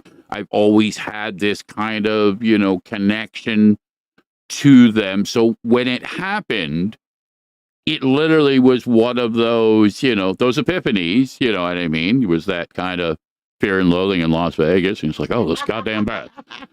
And I was like, oh, wow. Okay. Yeah, this makes sense. You know what I mean? And that's what it's become. Well, you had the wolf persona listen, and that wolf totem. Tony Rodriguez made it official when I was patched in as the old wolf. So as far as I'm concerned, you know what? That's it. You know what I mean? It's mine. I don't give a fuck. And I don't pretend, I know there's a lot of other wolves out there. Graphic I made you up. I want people to see the graphic I made you. Yes, Ma. Yeah, I worked hard on that. I worked really hard on it. It's so cool. I don't know what to sorry, where the fuck what am I supposed to you're just right that there. one? That one, yes. That I worked hard on that. I think that was that oh my god. Many variations of me being old. Ha ha. I think you look fucking amazing. You're not old, you're timeless. Yeah, it is what it is. I'm like whiskey. I'm just going to get better and just hopefully I don't cause anybody's liver to die. I'm sorry. I have to behave. Your mother told me I had to way. behave, so I can't say what I want to say. Back to the narrative in question here. Again, as my sister Mary Beth and I were talking, one of the things I have always tried to emulate, and it was something that I learned originally from my mother, but I didn't make the connection with it until a little bit later in life when I became a parent, was the simple dynamic of listening to people. Okay. And I don't mean just, blah, blah, blah, blah, blah. No, really listening. Take it beyond just the aspect of their words. When we can, and especially if we put a little extra effort into it. And that's why I use the analogy. Close your eyes, okay? We're gonna go someplace. That's right, we're gonna take a little bit of trees, a little bit out there. Yeah, there you go. Magical. Bob Ross said, do whatever the fuck you gotta do. Happy little trees. But the analogy simply is put a little bit more into it. Hear beyond the words. Certain words will express certain emotional dynamics. They will paint a picture if we allow ourselves to be a part of it, to embrace it. And again, as I said earlier, to be open-minded. And many times, my brother Tony will say this, well, just because I fucking post something doesn't mean this is what's going on. Yeah, well, again, that's Tony's context. But he'll throw out some deep, dark fucking humor, and he'll be the first one, you know what I mean, to fucking MTV punk your ass if you're not careful. But I love the man, and he's my brother. We have that dynamic of understanding. And that's, again, when people don't have that dynamic of understanding. When shit, as I said, gets lost in translation, misinterpreted, well, then, therein lies a lot of your chaos and a lot of your grief. So, again, the practical aspects of what we can do, start with those simple little things, listening, taking a moment. Obviously, if you're listening, if you can empathize, again, it will help you, give you a better understanding. It will give you more color, more depth to it. And especially, again, being open-minded, but also, again, even more so, especially, being honest, you know what I mean? Even if that honesty is that you don't understand. You know what I mean? Again, just because we don't understand a thing doesn't make it any less real. Just because we can't see a particular thing doesn't make it any less real. And I will continue and forever use the analogy of radiation. Yes. Get out of my head. I was just thinking because guess what, boys and girls? It's fucking real. Mm-hmm. And it's one of those reality tests that, I'll be honest, there's a darker side of me. The lunatic in my head has a really, really dark kind of Ralph Bakshi animated short where all the morons from Moron Mountain want to play a little game. And that little game is it real or not? For all of you denying types in this particular little fucking animated short, the prize is immortality. Everything and anything that you want. All you have to do is stand in the room and again survive the thing that you can't see, because guess what? It's not real. And you know who the surprise guest in that show is? Hitler. Radiation. Okay? Radiation is a gracious host. Okay? He doesn't need a contract, doesn't give a fuck if you're gay or straight, Chinese, Latino, if you're a fucking beaver, whatever the fuck. Guess what? Radiation loves you all, okay? And will graciously embrace you into its toxic heart. So, not unlike Stephen King's The Running Man, nobody ever fucking wins.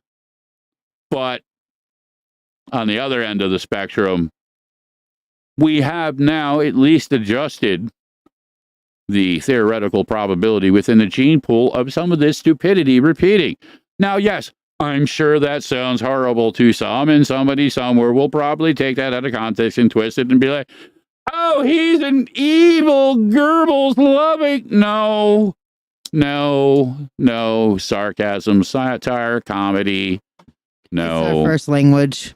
It's how I deal with my lunatics, my demons. Some of them I dance with, and some of them I literally have to convert into dark humor. Because let's really be honest, a lot of what we experience out there, a lot of what we encounter, through no fault of our own, is fucking horrific. Okay? When we talk about honesty has to kind of start with some of the elements that, again, are obviously what they are. Someplace right now, somebody is worried because somebody's dropping bombs on said places for no other reason because somebody somewhere drew a fucking map. Yep. And on that map, maybe particular, do you have a flag? Well, this is not the flag that was here in 1831. So we have to bomb you now to remind you that this map says, and you want to talk about fucking insanity. So my hearts go out to the people in Ukraine. I'm not even going to dance around the other fucking stupid bullshit with it, but listen, this shit goes on and on and on and on. Or you're not human because you look different than me, or you believe different than me. And sometimes, again, especially within artistic expression, I'll use another analogy. Roger Waters of Pink Floyd. People are losing their fucking mind right now because he dressed up like his character from a movie that they did in the 80s called The Wall, where they specifically satired, comedically and within the darker, honest historical elements about what happens when fascism is allowed to just basically run free like a fucking hyper child in a fucking candy store, okay? And the movie and the album reflect his experiences growing up post-war England after World War II, after having to go through the personal tragic elements of his family losses because of fighting the fucking Nazis.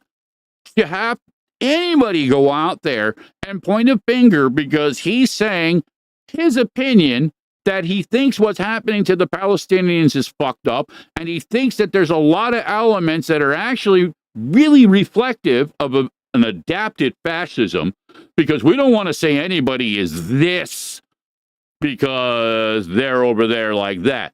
So I'm going to say it. It doesn't matter what religion you're going to fucking hide under, what particular color dress or fucking shawl or pants or button or hat, or if you got a piece of paper like I do that says you're a member of the Knights of fucking Malta, the Order of St. John, blah, blah, blah. Guess what? None of it matters.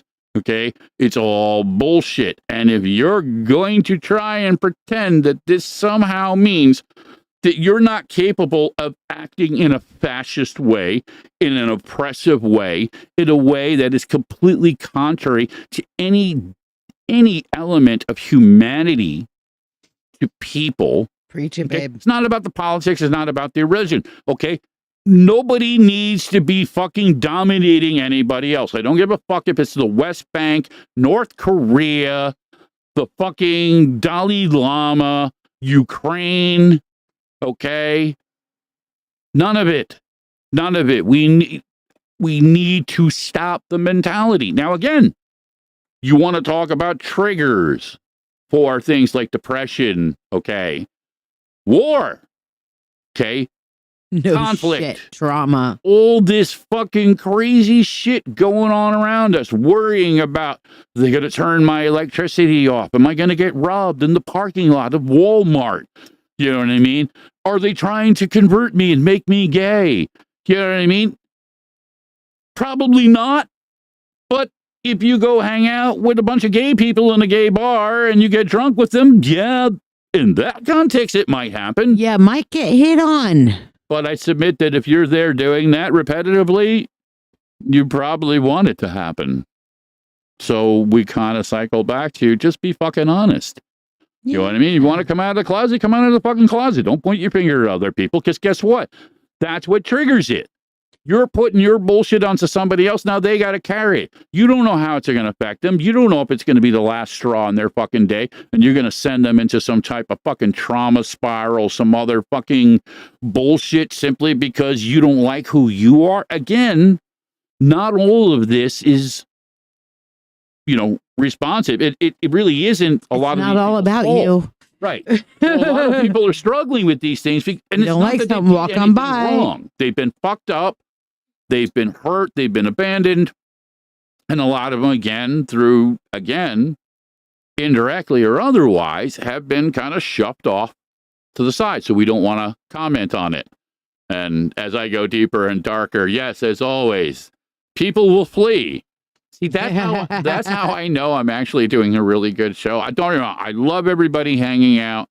I want to be inclusive, but I'm going to be honest. And sometimes my honesty, I'm sure, is not going to translate and fly with everybody. I promise myself, and I've mentioned this a couple times, I try and do other things.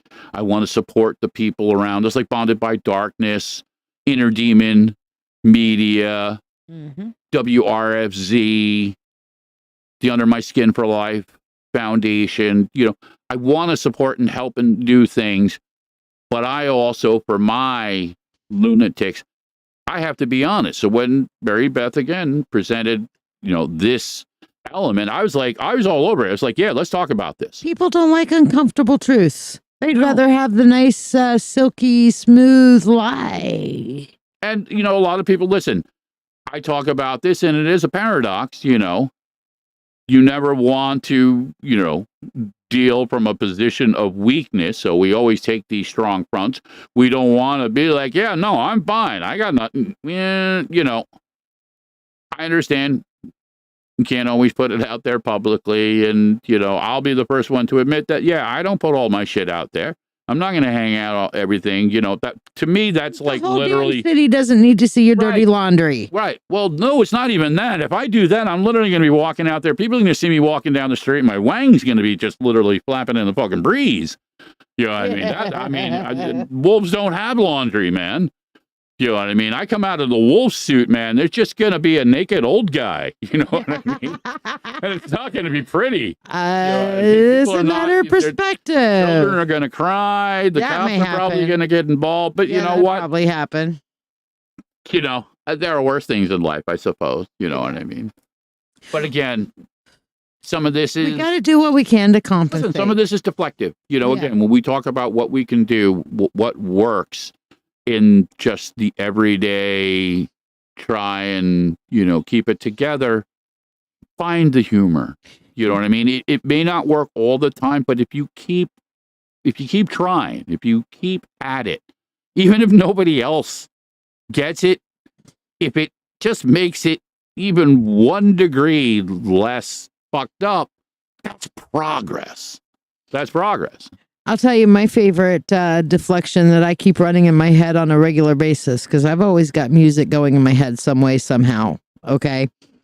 And when I deal with enough of it, my favorite rewrite of an old Beatles song of, you know, all the lonely people, I get in my head all the stupid people. Where do they all come from? All the stupid people. That's a great analogy. Where do they belong? Please get them the fuck out of my way. I saw, I believe it was Ginny over in the Inner Demon Media chat, and I'm pretty sure it was her. She had shared a meme, and I had put it on the podcast. It was last week or so, but it was basically the variation on the lemonade lemons thing. And it was like, when life gives you demons, make demonade. And I was just like, that is so fucking cool. Yeah. And really, it brightened my day. I was like, demonade. Why did I never think of this? Mary Beth needs to like make a demonade version of like. Mary Beth does that all the time. She's always putting out these great memes. Now again, some of them are her process, but she also puts them out there, as she said, to make other people laugh, to give them that positive energy, something that isn't shitty and steaming and stuck to their shoe and like, oh man. You know hear me? I get up in the morning, I look through and I see, and I start laughing, and you're like, what? Did you see Mary Beth's meme? Yep.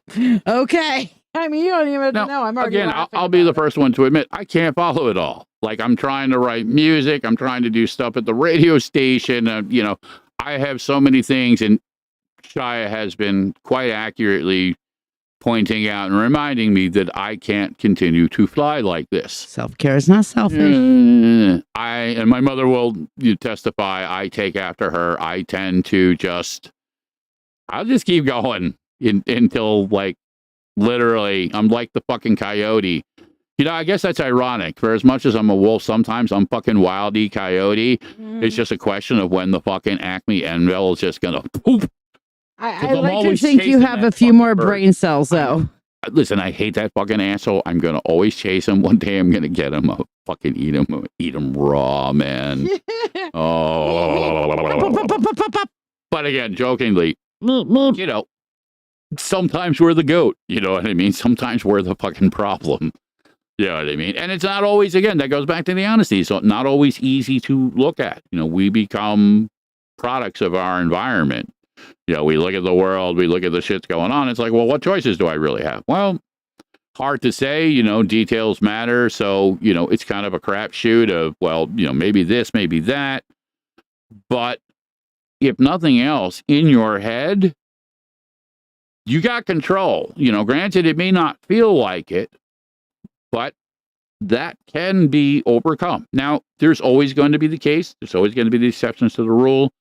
As Shia said, there are some people that, for whatever reason, there may not be any other route than something within the chemical medicated spectrum. There are times where medication is appropriate, but it should not be our first go-to. Yes. You know what I mean? Again, I'm not a medical professional, so I'm not even going to fucking touch that. What I will say, however, though, is make sure you get multiple. And I'm saying multiple opinions. Don't just go to the same crop of, you know, pharmaceutical company whores who are looking for a free ticket to the Bahamas because for-profit medical system. You know, you a pill. Mm-hmm. Talk to other professionals who use holistic type of things. Talk to somebody who uses alternative elements and even Therapies, natural. holistic, metaphysical, all of the Thank above, you. everything together. Okay. And another thing that I want to mention while we're on this soapbox is don't buy into the labels. We can say anxiety, we can say depression, we can say cyclothymia or bipolar or anything like that. But I'll tell you what, each person out there, we're just like our fingerprints. We're all wholly unique. Context matters, situation matters. And just to say, oh, I have anxiety doesn't make you identical to the next person next to you who also has anxiety, but their triggers and their responses are completely and wholly different than yours. And again, it's important to note, and it didn't get a lot of attention in the media because, again, it's an uncomfortable element. But one of the things that came out within this whole opioid crisis and the lawsuits and indictments and things that happened between the pharmaceutical companies and a lot of these doctors and stuff like that was that it was part of their training. It was part of their operation. You know what I mean? It's their MO, literally, that they were going to side in the aspect of medication because even if they were wrong, the greater good, quote unquote, was that it would continue to help with continuing research, quote unquote, that even if they were wrong, the positive, okay, and what they're basically saying is, well, we're going to make money so we can just keep doing research, even though that's really not what's fucking happening. We haven't changed the dynamics of this stuff, some of it in 40, 50 fucking years, so there's no real research going on. All the research really is how to make more profit, how to market it, how to get to them when they're younger. Okay. And this is, again, this is their own words. It's a fancy way of them Their own saying words. we're our fucking lab rats. Okay. All of us are fucking lab rats. Now, words do matter sometimes. Okay. And we can agree to disagree on certain things, but, and I'm going to kind of use the late, great George Carlin in this. None of them give a fuck about any of us. They haven't, okay? They live in a world of actuaries and fucking formulas that basically have humanity translated to a spreadsheet. What's profitable, what's not? How do you keep a society, a civilization productive? Well, you have to keep it stupid. You have to keep it divided, and you have to keep it focused on whatever your particular narrative is. And obviously the narrative has been production. It is do this, do that, so that way you get to live. Now, again, it's not to say that we don't need systems, that we don't sometimes need science and drugs. And a lot of these things, yes, have given us a better quality of life. I'm sure everybody who's had to go through and is surviving cancer will say, well, yeah, I need those fucking drugs. Well, that's a different story, a different context. It's not necessarily reflective of, obviously, mental health. Granted, going through cancer definitely can and will affect somebody's mental health, but they are not exclusive nor unique to each other. Correct. So, again, context, those details, it matters. Now, again, we're not going to understand all of it, but some of it, again, even children understand, okay?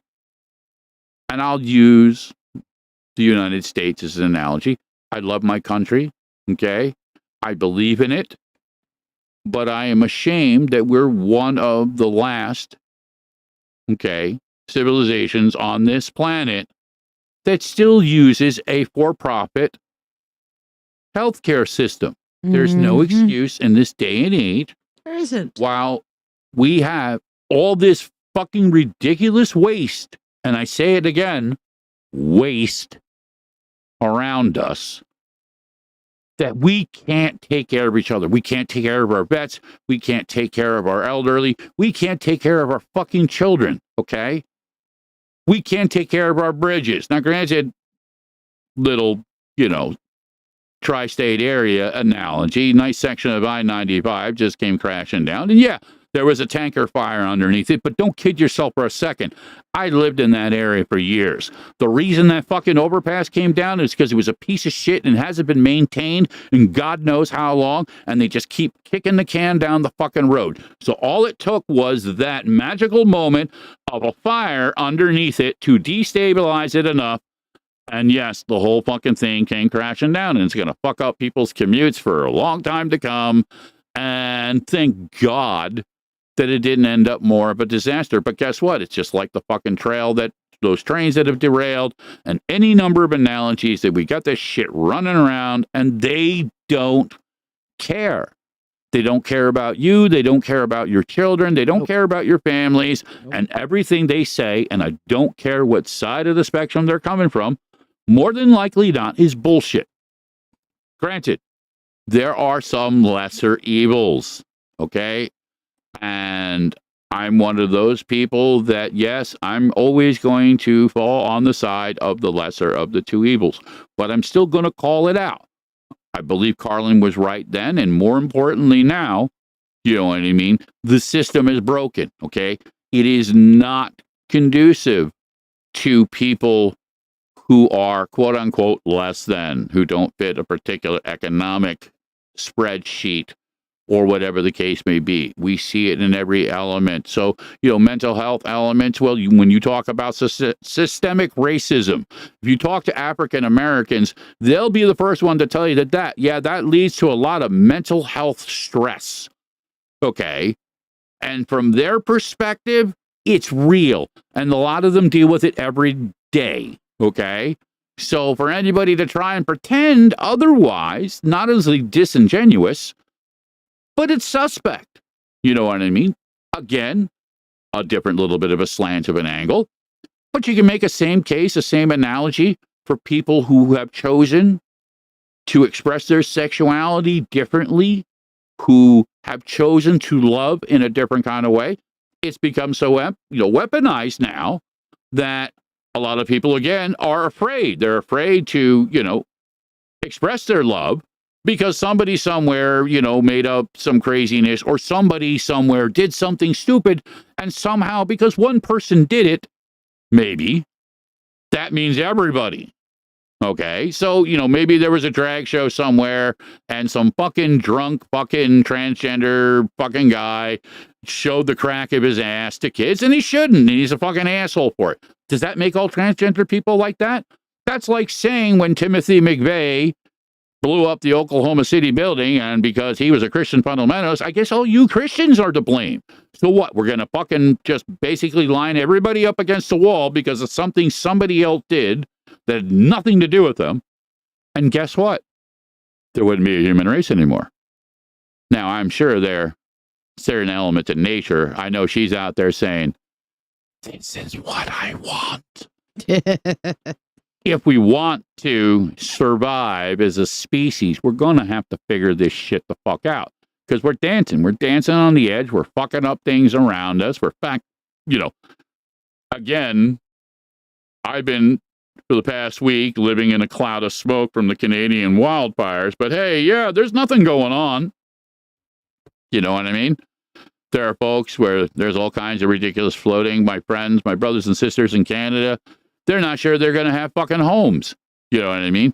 So shit's out of control. Shit's out of control for one reason or another, someplace, everything.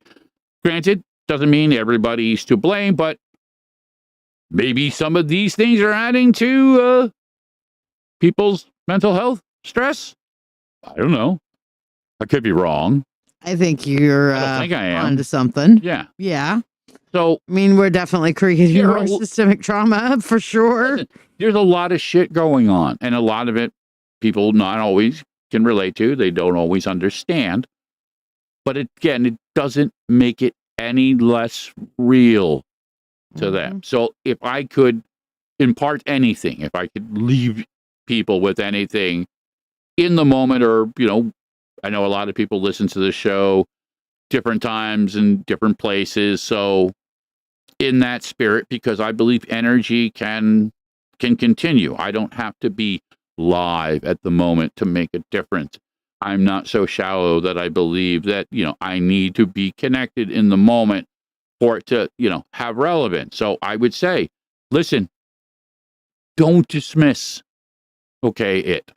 I understand, you know what I mean? If somebody's having a breakdown as you're cutting across the corner of a street, you know what? You may not feel inclined to do anything in the moment, but you know what?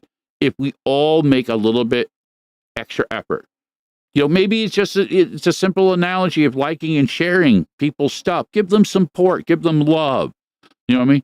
Maybe, again, instead of criticizing somebody for putting something out there, unless it really affects you directly, don't get me wrong. Somebody goes out there and says, hey, you're a goat fucker. Yeah, you have every right to be like, hey, no, I'm not a goat fucker and fuck you. Okay? Context, it matters.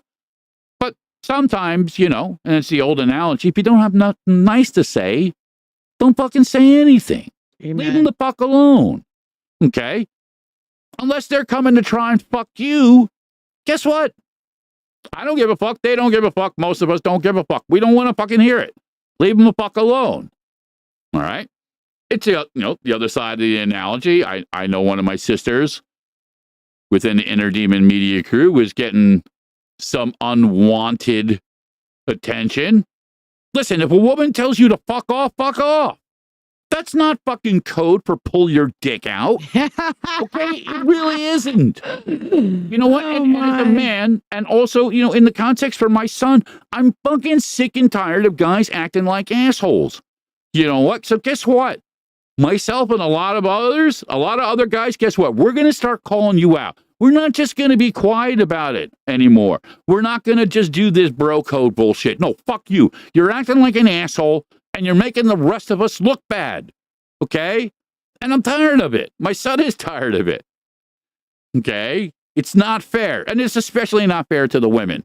So, as I said to my sister, I was like, yeah, play fucked up games, win fucked up prizes. Sometimes, you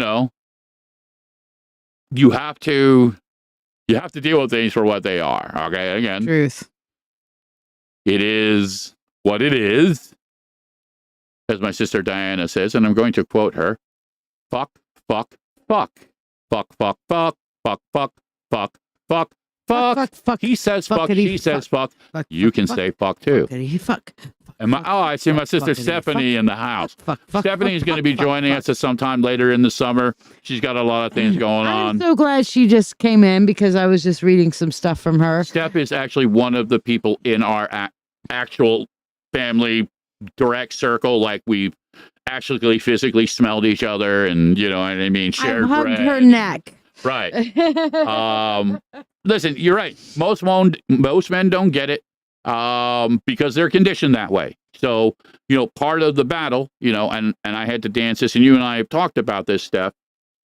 We have to teach our children better, and as a man, I had to lead by example. There is no other way around it. Papa Olafson talks about that. Sid talks about that. A lot of people talk about that. Men need to take some of the responsibility, some of the weight. It should not, and it cannot work if it's just women having to constantly scream and be like, put your dick away. Right. Okay, really. Again, unless you get the invitation, and keep here's your the shitty dick analogy. where it belongs. My sister, she was very, very direct. She wasn't an asshole about it. She's like, listen, I'm with somebody. Okay, this is not how I do things. Please respect that. And the fucking asshole just decided, well, that's code for, hey, pull my dick out. Just going to keep on going. I love you. my favorite analogy, which is having a nice dick is like having a nice religion. It's all well and good to be proud of it, but keep it to yourself, please. And this isn't just, I'm using the pull the dick out. I know. It's just the visual fucking shock moment. Because same really thing. what it was is he didn't respect what she said. And he was just going to keep at her. He was going to keep talking to her and just trying to gaslight her and bullshit her and find a way in that maybe if I just, you know what I mean? And this happens, as my sister Stephanie and I know my sister Diane. Listen, I know Jen. You've been through that as well, sister. Mhm. I know probably all the women in this room and all the women who will hear this have experienced this. Hashtag To me some degree or too. another, that men they fucking do what they want a lot of times. You say no, they're like, fuck you.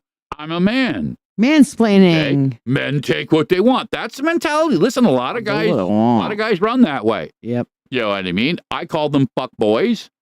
They're not hard to spot. They tend to have, a lot of children with multiple different women, and none of which know them by name or anything because they can't actually be bothered to be fucking fathers. They're too busy running around looking for women to take advantage of, pop a nut, and then run away, type of shit. Yeah, I'm calling you scumbags out for what the fuck it is. Because guess what? You know what? You're making the rest of us look bad, like I said. So anyway, enough of that ranting. Again. Boy, that was a really good soapbox. Yeah, I blame Steph.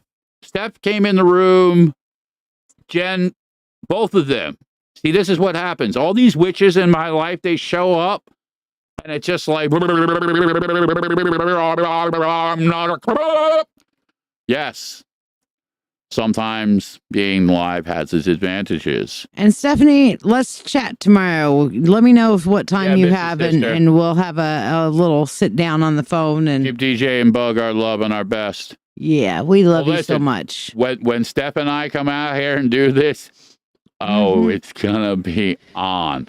I'm gonna let the Steph fucked up listen, tonight. Humbly, and I've met Steph, and having known her for a little bit. We met Bug and DJ too. Yeah, well, but this is about Steph. Bug and DJ have their moments, but again, especially as parents, and especially in the dynamic of single parents, adult time elements That's are important. precious and priceless. Mhm. So she's literally like a fucking crazed leopard that's been kept in a cage. And what I'm basically going to do is I'm going to take her down to, like the Young Republicans Club. I'm going to lock all the doors, and then I'm going to open her cage and just let her in to feed.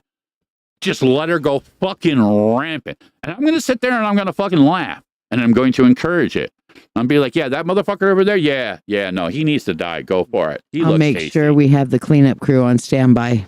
Now, again, for those of you at home who have been paying attention, sarcasm that was comedy. But my sister Steph, no, she don't suffer no fucking. Listen, she, again, like a lot of others, has real magic, and she's coming into her own. So hell yeah. She got the power. It's going to be a lot of fun. And don't act all surprised. You get that witch in you. Listen, again, and again, I'm going over on time anyway. This fucking happens. I don't do this. So I can, you know what? I'm not beholden. Your show, you do what you want. I'm not beholden to anybody. Like, who says I have to end the show at 10 o'clock? Is that like in the script or something? Do I have a contract? No. Shit, guess what? I'm not done, and I'm not done, and I'm not going to stop. Fuck it. Don't stop. I'm not. So, yes, tonight's podcast will unfortunately be extended. Everybody's like, oh, we thought we got to go home. Nope. I'm going to do it again. Yeah, Jen, listen, sister, I feel you. I'm done with men too, so I can relate with you in that. I've never been with men, so it was real easy for me. I'm sure it's going to be harder for you. But I empathize. You know what I mean? Now, anything else you would have to talk to Shia about, because I can't play that way now. You know what I mean? I'm basically under contract. So, and listen, I'm a man and a wolf of my word. Okay. So regardless if I'm shape-shifting between one and the other, that context always hold the same. Oh. Now, the unfortunate reality, the difference is, as a man, you know what I mean? There's certain things that I can't do as a wolf. Like rip your throat out with my teeth. So, sometimes not for lack of desire. Sometimes some people you really want to bite their throat out and feel the blood just pulsing down. And again, here's a great moment. Here's a great example. Yeah, my sister Jennifer has been through some shit. And I'm gonna take the. You know what I'm gonna do? Here's the other thing I'm gonna do. I'm gonna take this fucking picture of me off the screen, and I'm going to go back here. And I'm going to put the chat back up so anybody who's actually like on their computer or phone watching can actually see what the fuck's being talked about. My sister Jennifer has been through some shit and through no fault of her own. And she's had to carry a lot of those extra traumas. And again, to certain degrees, will translate into her mental health. Okay. And as such, she's had to adapt. And in ways that most of us, you know what I mean, we'll never understand, we'll never be able to relate to.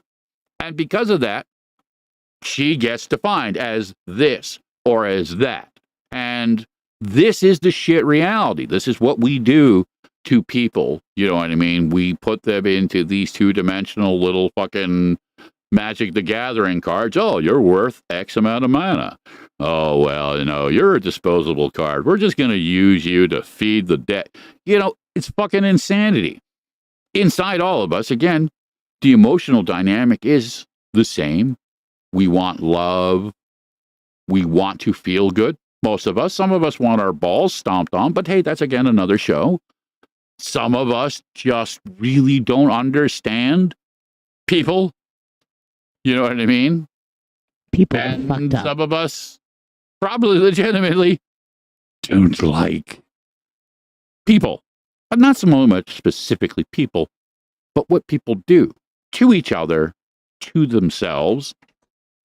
Again, comedy, sarcasm, self-loathing. You know what I mean? I try. Fear and loathing in Las I Vegas. try and be helpful. You know what I mean? Again, I try and maintain hope. Otherwise, I couldn't do the things. I wouldn't be writing music. I wouldn't be involved with some of the things that I do, you know, for charity and elsewise. And again, you know, as I said to my sister, Mary Beth, who was and has been the inspiration for the show, we need to find our voices. Mary Beth, if you're still listening, if you haven't passed out or wandered off or whatever the fuck, this needs to be you out here doing it. You can do it. You know you can do it. We know you can do it. We love you and support you. Anybody else who doesn't like it, fuck them. We'll just, you know, dismiss them. But we all need to find something that works through other people, usually. I have and will continue to extend the invitation to people, okay? As my sister Stephanie is going to be coming on this show, as my sister Diana has been on the show, as my mother has been on the show, as Shia and others, my brother Josh, his girl Raven, Bonded by Darkness, they've been on the show, Sid Ryder, Inner Demon, you know what I mean? I'm going to continue to make this as open as I possibly fucking can, because it isn't just about me. And in many ways, this is part of my therapy. It's my testament. I want my son to have this. But it's grown and it's adapted and it's evolved and, you know, it helps. And when it helps other people, it's even better. You know what I mean? And that to me is precious. So I try and be humble about it. I try and to the best of my ability, you know, originally my brother Chris Erringer was going to be on the show tonight. But he's a working man, and as such, he wasn't able to really commit to it. And he was open and he was honest with me. He was like, listen, I'm really fucking sorry, but, you know, I got to work, and I don't know what time I'm going to be able to get out to be able to do the show. He wanted to, but he wasn't able to. And life many times prevents us from doing the things we want. So when we get those moments, and I'm blessed and privileged to be able to help create those moments, they're all the more precious. You know what I mean? And they do help. They make a difference. So it doesn't have to be, you know, the full on, you know, Harry Potter magic stuff. Sometimes it's just, hey, how you doing? You know what I mean? Letting people know that they actually do exist. Taking a moment to support, like, share, maybe express one of those I heart emojis. You know what? You don't have to say anything even. You can just acknowledge again that, okay, I've heard you. You know what I mean? And when you get the opportunities, because especially, one never knows. We may have to go to Pandora one day. Learn how to see each other. I see you. I try. I don't always like what I see, but I also recognize people, this is the great paradox. It's not always going to translate. It's not always going to work. But we can find the common grounds. We can do the little things. Share each other's music, share the memes, share the stories, laugh, cry, scream, whatever the fuck works, I know for, my sister Jen said it's been a rough 2+ weeks. Yeah, we have ups and downs. We go through it. Sometimes it lasts. Sometimes, blessedly it's fleeting. And that's the thing about time. Perspective shifts. So in the moment, especially when things are fucked up, yeah, time will drag on. It will be achingly slow. And, it'll be raw and uncomfortable.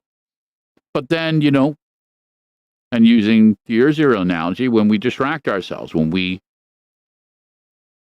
get enough space between spinning in our fucking head and just filling it with anything else, time tends to dance. And the old analogy, listen again, especially when you're fucking having fun, as heavy and as deep as some of, what we were discussing was, it's fun for me. I like interacting with all of you. Okay. I enjoy creating music, collaborating. Okay. I live on a lot of this. From the very simple analogy again, it keeps me from dancing too much with the lunatics that are in my head. And I know some of the lunatics in my head are in your fucking head too. You know what I mean? Now, again, sometimes when you get a whole bunch of fucking lunatics together and they all start dancing around, it can either be a whole lot of fun or, it could be the Manson family reunion. So pick and choose wisely. It's not perfect. You can tell certain things. Again, if we close our eyes, we pay attention, we listen beyond just the words, but the cadence, the emotion within it. Or as my mother says, to quote her old friend Joel, just try not to act in a way that you need to put a sharp stick in your own eye. Thank you for that little blast from the past. Joel was somebody that was part of the bluegrass old time country music scene way back in the day when I was younger. When I first started playing guitar, I was one of the guys who spent some time and showed me some stuff. And he had some interesting humor. He had his own demons and shit, just like we all do. But yeah, at least in my life experience, definitely a remembered character. Something that I will never forget. And thank you, because it, again, reminded me that we can share. We can share that magic and that energy. You know what I mean? We can support, we can love each other. We can listen, again, to each other. So, what's going on? And if we don't understand, then, maybe try and find somebody that does. But I'm not going to give up. I hope you're not going to give up. We try to make ourselves available outside just the narrative of the show. Shai also has like the mentorship circle and, the tarot readings and stuff like that. And, they are what they are. But don't ever think again that, that is the only way.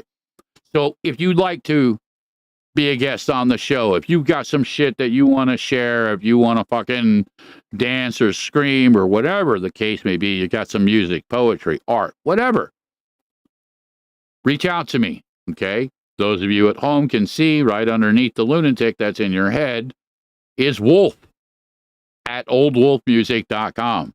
All you got to do is send me an email. We'll hook up. We'll talk. We'll figure something out. So I'm going to close out tonight's show again with one final dance with Bonded by Darkness. Again, they have a show June 17th, North Olmsted, Ohio. Okay. Inner Demon Media, Dirtbag Clothing. Storms Within, Ramjet, and Burn the Living. It's an all ages show. $10, cheaper than parking that you can get. Okay. You'd be lucky to get a fucking Happy Meal these days for $10, let alone a fucking show with 4 good bands. And listen, I'm not familiar with Ramjet or Burn the Living, but Bonded by Darkness, I will absolutely fucking vouch for. Storms Within, I've heard a little bit of their stuff. I played a little bit of their stuff on the show. They're a pretty fucking good band as well, too. It's going to be a really good show. And again, like I said, catch these guys now, because there's a good chance somebody's going to pick up on this.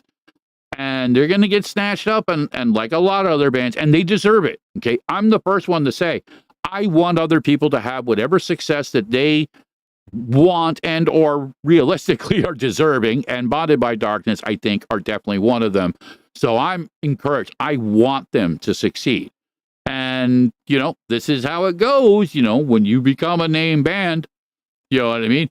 There are no more $10 fucking shows. Record company don't roll that way. Now, again, I love the fact of what they do, and I will support them regardless. But, again, if you are in North Olmsted, Ohio, okay, June 17th, go check it out. And if you can't, look them up on social media, Facebook, YouTube, all right? They're all over the place. Bonded by Darkness, not hard to find, okay?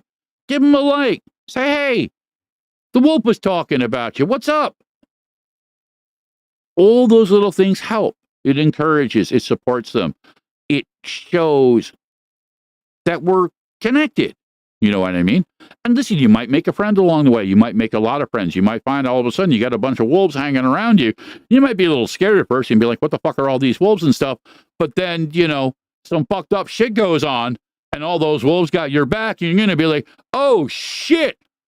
These wolves are fucking cool, man. You guys can stay. You know what I mean? It's a matter of context. Or as my mother says, or Hendrix in the Village for a cover charge. Yeah. Thanks. Rub it in. That's okay. I got to see Randy Rhoads. I got to see Ozzy with Randy Rhoads once because I literally climbed out the fucking window.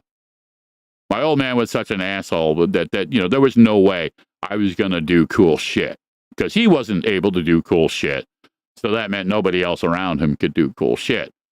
But I was my mother's child, so, and she knows, I just opened up that fucking window, went out the roof, went right down, ran down the road to Sunoco, hooked up with, we're not going to throw their names out, but my mother knows.